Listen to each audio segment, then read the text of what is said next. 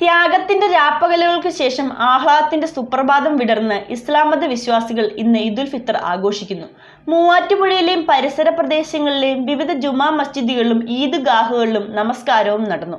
Muvattupuzha town hall ഗ്രൗണ്ടിൽ നടന്ന ഈദ്ഗാഹിൽ Jamal Askari നേതൃത്വം നൽകി.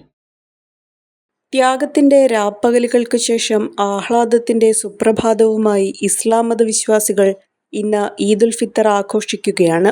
ആത്മശുദ്ധീകരണത്തിന്റെ 29 ദിനരാത്രങ്ങൾക്ക് ശേഷം കടന്നുവന്ന ഈദുൽ ഫിത്തർ വിശ്വാസികൾ ഏറെ ആഹ്ലാദത്തോടെയാണ് വരവേറ്റത്. രാവിലെ പള്ളികളിലും ഈദ്ഗാഹുകളിലും പെരുന്നാൾ നമസ്കാരവും നടന്നു.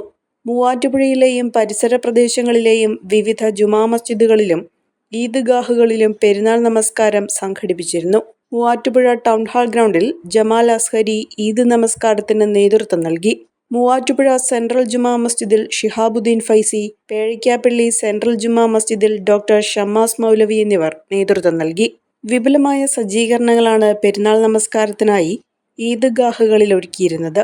ഇലക്ഷൻ കാലമായതോടെ LDF-ന്റെയും UDF-ന്റെയും സ്ഥാനാർത്ഥികൾ വിവിധ പള്ളികളിൽ സന്ദർശനവും നടത്തി. നോമ്പിന്റെ ദിനങ്ങൾ കഴിഞ്ഞ് പെരുന്നാൾ വന്നെത്തിയിരിക്കുകയാണ്. എല്ലാവർക്കും സ്നേഹത്തിന്റെയും സന്തോഷത്തിന്റെയും സൗഹാർദ്ദത്തിന്റെയും ചെറിയ പെരുന്നാൾ ആശംസകൾ നേരുന്നു.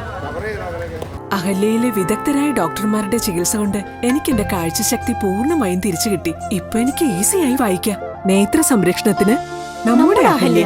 അഹല്യ ഫൗണ്ടേഷൻ ഐ ഹോസ്പിറ്റൽ, കേരളത്തിൽ എല്ലായിടത്തും.